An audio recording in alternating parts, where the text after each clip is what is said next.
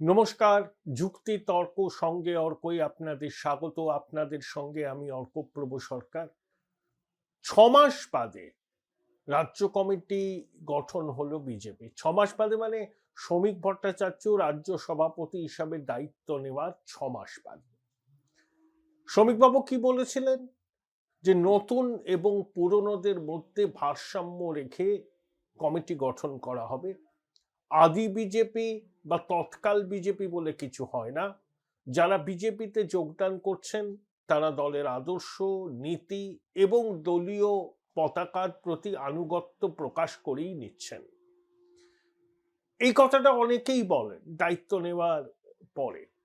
কিন্তু বিজেপির যে রাজ্য কমিটি গঠিত হয়েছে তাতে শ্রমিকবাবু কতটা তার মত রাখতে পেরেছেন? কেন্দ্রীয় নেতৃত্বের হস্তক্ষেপ অবশ্যই ছিল। যখন জেপি নাড্ডা সভাপতি হন তিনি কি একেবারে তার মনের মতো টিম করতে পেরেছিলেন? অবশ্যই পারেননি। নিতিন নবীন যদি সংক্রান্তির পরে নতুন সভাপতি হিসাবে দায়িত্ব নেন তাহলেও কি নিতিন নবীন একেবারে তার পছন্দের টিম করতে পারবেন? পারবেন না। কারণ সর্বক্ষেত্রে একটা কেন্দ্রীয় হস্তক্ষেপ থাকে। পশ্চিমবঙ্গেও এর ব্যতিক্রম হয়নি। বিজেপি একটা সিদ্ধান্ত নিয়েছিল যে জেলা সভাপতিরা এবং সাধারণ সম্পাদকরা কিন্তু ভোটে লড়তে পারবেন না। নতুন কমিটিতেও কিন্তু সেই নীতির একটা প্রতিফলন হয়েছে। যেমন সৌমিত্র খান বিষ্ণুপুরের লোকসভার সাংসদ, মুকুল রায়ের হাত ধরে তিনি বিজেপিতে এসেছিলেন, দুবার লোকসভায় জেতেন, 2014তেও জিতেছিলেন তৃণমূলের টিকিটে, তার আগে কংগ্রেসের বিধায়ক ছিলেন, তার নির্বাচনী ভাগ্য অতীব সুপ্রসন্ন। সেই সৌমিত্র খান অনেকদিন ধরেই একটু চুপচাপ ছিলেন। তিনি একটু বচনবাগীশ, ক্যামেরার সামনে অনেক কথা বলেন, শিরোনামে থাকতে চান। সেই সৌমিত্র খানকে আমি বিগত 1 বছর তেমন কোনো বক্তব্য রাখতে দেখিনি।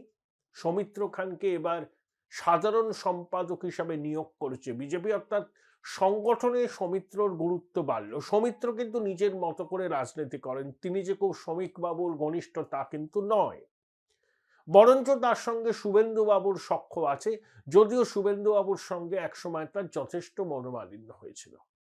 জগন্নাথ চট্টোপাধ্যায়, যাকে নিয়ে অনেক বিতর্ক হয় এবং শুভেন্দুবাবুর ভাইয়ের নাম একটা কেসে তিনি প্রকাশ করেছিলেন বলে অভিযোগ ওঠে এবং শুভেন্দুবাবুর সঙ্গে তার সম্পর্কের একটু টানাপোড়েন তৈরি হয়েছিল। পরে আবার সেই সম্পর্ক অনেকটাই ঠিক হয়ে যায়।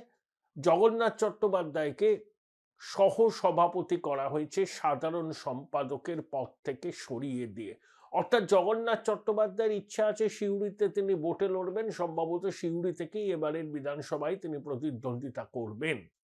এবং সৌমিত্র খান যেহেতু লোকসভার সদস্য, তার ভোটে লড়ার কোনো ব্যাপার নেই, সেই জন্য তাকে সাধারণ সম্পাদক করা হয়েছে। লকেট চট্টোপাধ্যায় লোকসভায় লড়বেন না, সেই জন্য তাকে সাধারণ সম্পাদক করা হয়েছে।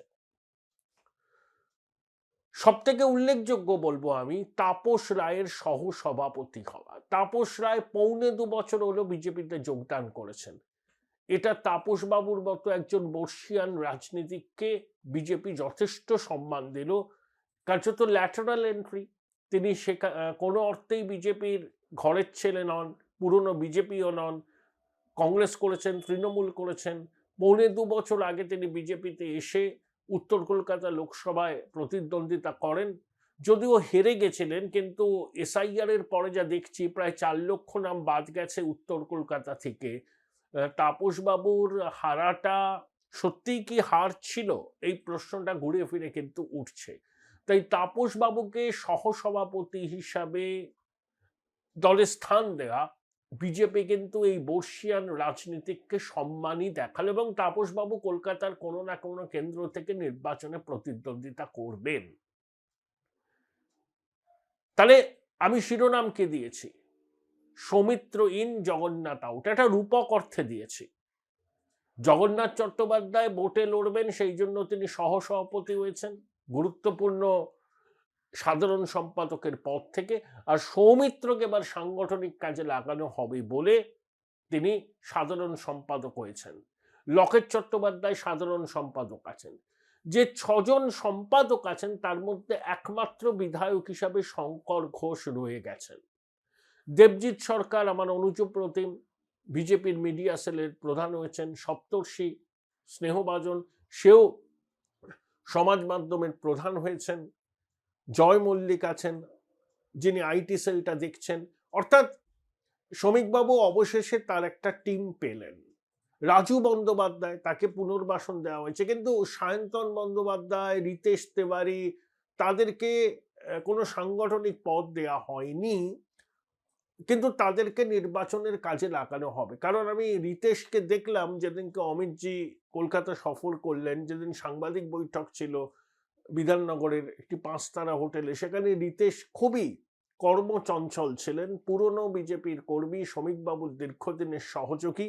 তাকে অবশ্যই কোনো কাজে লাগাবেন বিজেপির নতুন নেতৃত্ব। কিন্তু সায়ন্তন বোসকে আমি অনেকদিনই দেখছি না, জানি না তিনি বিজেপির সঙ্গে কিভাবে এখন সম্পৃক্ত আছেন। সঞ্জয় সিং এরা সব পুরনো বিজেপির লোকজন, এদেরকে সম্মান দিয়েছে। সহসভাপতি পদটা কিন্তু ঠিক আলংকারিক পদ নয়, এদের প্রত্যেককে নির্বাচনে লড়তে হবে। বিশেষ করে তাপস বাবুর মতো রাজনৈতিক ব্যক্তিত্ব কলকাতা, উত্তর 24 পরগনা, দক্ষিণ 24 পরগনা এই অঞ্চলে বিজেপির তাপস বাবুর মতো অভিজ্ঞ প্রবীণ নেতা কিন্তু নেই, এবং বিজেপি তাপস বাবুর উপর যথেষ্ট ভরসা করছে। আপনাদের আরেকবার অনুরোধ করি, আপনারা যেভাবে আমাকে সহযোগিতার হাত বাড়িয়ে দিয়েছেন সেই সহযোগিতা থেকে আশা করি বঞ্চিত হব না। আপনারা যে ডিভাইসেই আমার অনুষ্ঠান দেখুন না কেন, থ্যাঙ্কস বাটনে ক্লিক করলেই সুপার থ্যাঙ্কস, আপনাদের সহযোগিতা আমার কাছে চলে আসবে। অর্থাৎ জানুয়ারির প্রথম সপ্তাহে কমিটি ঘোষণা হলো, সবকিছু ঠিকঠাক থাকলে মার্চের শেষ থেকে নির্বাচন শুরু হয়ে যাবে। হাতে রয়েছে আর 3 মাস, তার মধ্যে শ্রমিকবাবুকে ঘর গুছিয়ে পথে নামতে হবে।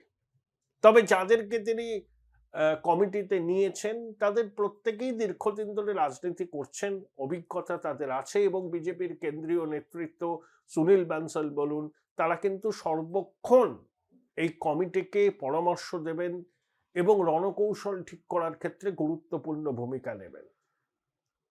2025-এর শেষ দুদিন অমিতজি কলকাতায় ছিলেন, সাংগঠনিক বৈঠক করেছেন, টার্গেট স্থির করে দিয়েছেন, ভোকাল টনিক দিয়েছেন। জানুয়ারির তৃতীয় সপ্তাহে প্রধানমন্ত্রী আসছেন, সিঙ্গুরে সভা করবেন, মালদায় সভা করবেন। তারপর প্রধানমন্ত্রী থেকে শুরু করে অমিতজি, বিজেপির শীর্ষ নেতারা ঘন ঘন পশ্চিমবঙ্গ সফর করবেন এবং প্রধানমন্ত্রী অন্তত 20-25টা সভা করবে। বিজেপি 294টা আসনকে 3-4 ভাগে ভাগ করেছে। যে আসনগুলোতে তারা 2021-এ জিতেছিল সেগুলো তারা জিতবে বলে মনে করছে। তারপরে আরো 30টা আসন আছে যেখানে বিজেপি 2014 থেকে 14 লোকসভায় একটা বিধানসভা, 16, 19, 24 সেখানে কোনো না কোনো ভাবে একবার অন্তত জিতেছে। সেখানে সেই 25-30টা আসনকেও টার্গেট করছে। এবং তারপরে বাকি যে আসন আছে যেখানে জয় পরাজয়ের ব্যবধান খুব অল্প ছিল 21-এ, এসআইআর এর পরে পরিস্থিতি কি হবে সেটা আন্দাজ করে সর্বশক্তি নিয়ে বিজেপি ঝাঁপাচ্ছে, এবং তাদের ভরসা হচ্ছে হিন্দু ভোটের মেরুকরণ। উত্তর মালদায় 85% হিন্দু ভোটের মেরুকরণ হয়েছে, নন্দীগ্রামে 75% হয়েছে।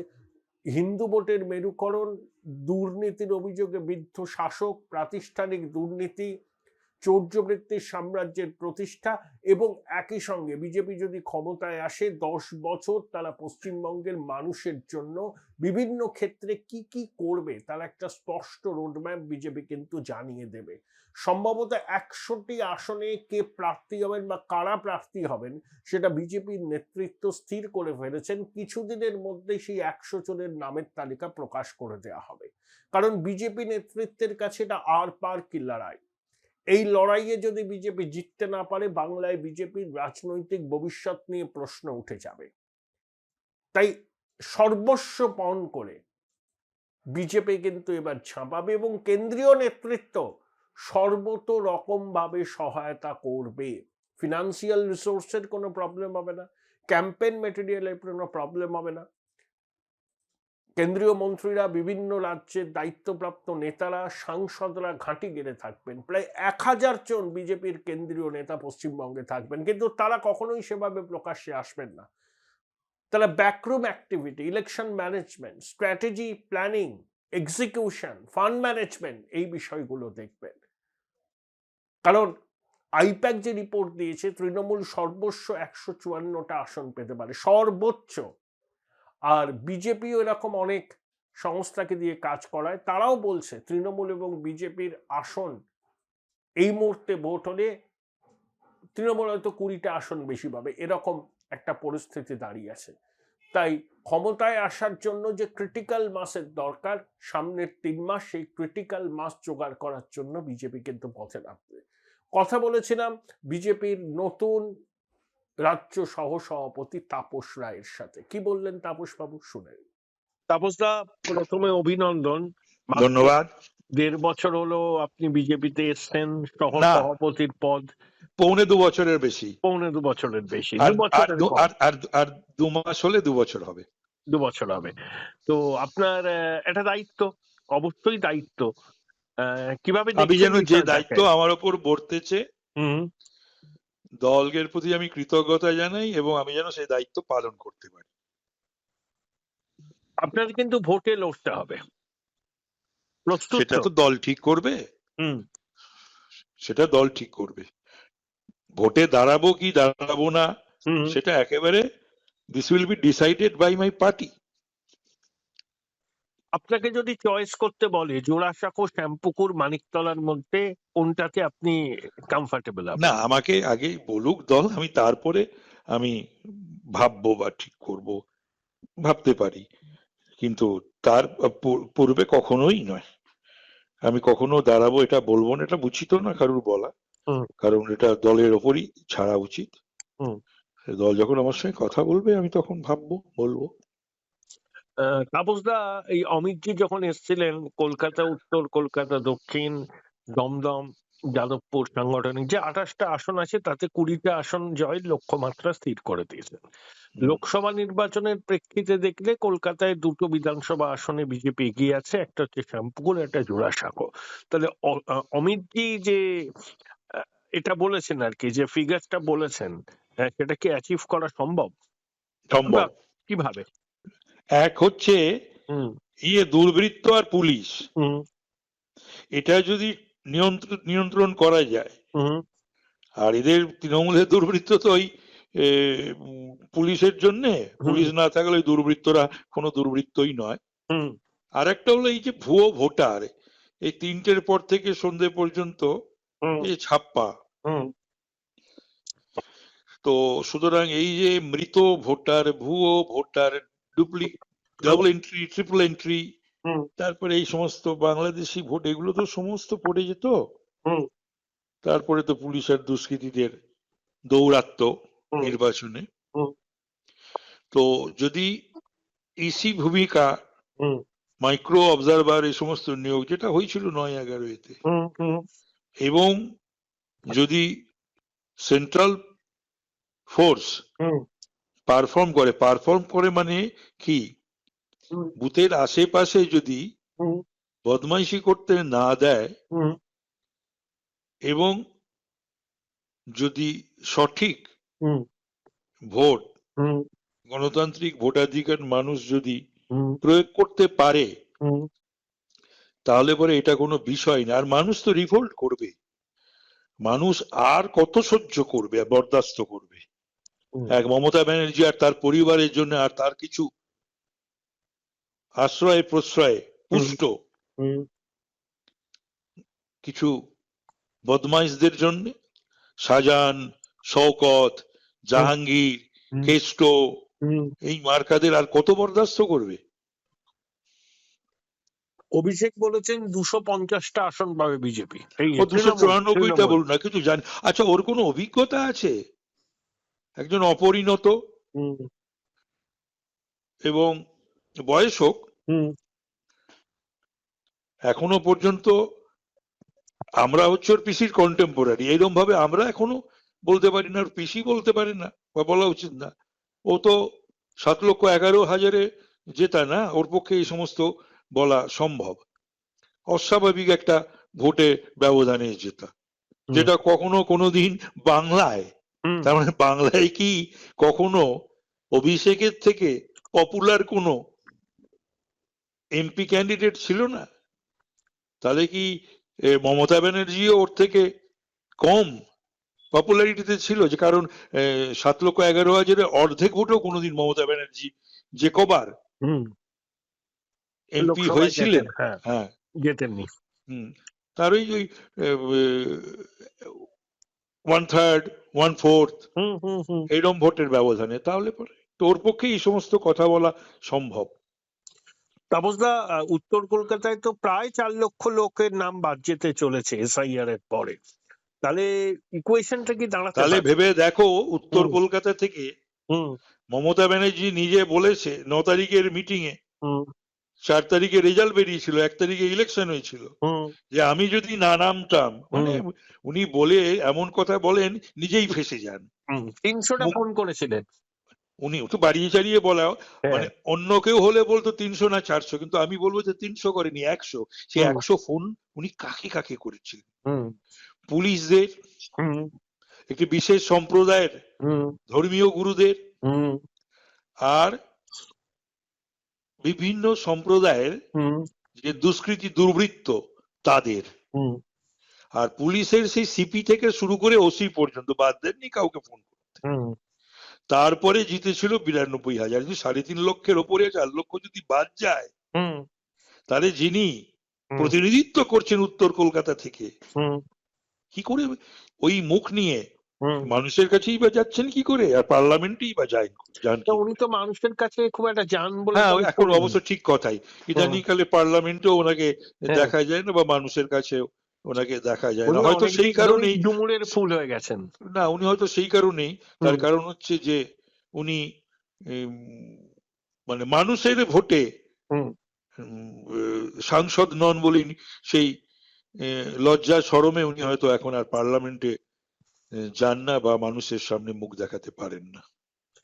আজকের দিনে দাঁড়িয়ে আপনার যেগুলো বললেন যে প্রিকন্ডিশন, কমিশনের বজ্রআটুনি 9-11 মতো ভোট, তাহলে বিজেপি কটা পেতে পারে? আপনার অ্যাসেসমেন্টটা কি? পার্সোনাল 165 থেকে 70। আচ্ছা, বুঝতে পেরেছি। আমি একটু অর্থোডক্স কনজারভেটিভ, হ্যাঁ, আমি একটু ধরে বেঁধেই বললাম। তাহলে ম্যাজিক ফিগার হয়ে যাবে, আপনি নিশ্চিত? একেবারে নিশ্চিত হওয়া উচিত, বাংলার স্বার্থে, দেশের স্বার্থে, মানুষের স্বার্থে। ডাক্তার, শিক্ষক, ছাত্র ছাত্রী, যুবক যুবতীদের স্বার্থে, শিল্পের স্বার্থে। কোথায় এসে দাঁড়িয়েছে অর্থনৈতিক অবস্থা, শিল্পের অবস্থা, তারপরে যেভাবে মানুষ খুন হচ্ছে, আর পুরুষদেরকে যেভাবে খুন করা হচ্ছে, আর মহিলাদের যেভাবে সম্ভ্রমহানি ঘটাচ্ছে, এ আর কত বরদাস্ত করা যায়? কেন সহ্য করবে বাংলার মানুষ? বাংলার মানুষ গণদেবতা। এরা যে শিক্ষা কংগ্রেসকে দিয়েছিল, যে শিক্ষা সিপিএম কে দিয়েছিল বা বামফ্রন্টকে, তো কংগ্রেস বা সিপিএম এর থেকে তৃণমূলের নেতারা, আমি মনে করি না কেউই তাদের থেকে বড় মাপের, ইনক্লুডিং মমতা ব্যানার্জি, এবং তৃণমূল ওই সিপিএম বা কংগ্রেসের থেকে বড় দলও নয়। সুতরাং এই তৃণমূলকেও বাংলার মানুষ একদম গুছিয়ে 26-এ শিক্ষা দিয়ে দেবে। আসলে বাংলার মানুষের ঘুম অনেক দেরিতে ভাঙে বলে অনেকে বলেন, কিন্তু যখন ভাঙে তখন তুমি দেখেছো 72, তুমি দেখেছো 77 বা শুনেছো 72, তোমার দেখার কথা নয়, 72, 77, তারপরে 2011। তো সুতরাং এরকম ধরনের বড় বড় লেকচার কংগ্রেসের নেতাদেরও আমি দেখেছি মারতে, হ্যাঁ, দিতে, আর সিপিএম এরও লেফট ফ্রন্টেরও দেখেছি। জনদেবতা যখন মনে করে যে তখন ঢাকি সহ বোধহয় বিসর্জন হয়। হ্যাঁ, গণদেবতা যদি যখন রিভোল্ট করে তখন ঢাকি সহ বিসর্জন। থ্যাংক ইউ তাপসদা, thank you, thank you, welcome. Join Indian Institute of Hotel Management now. Right choice, right decision.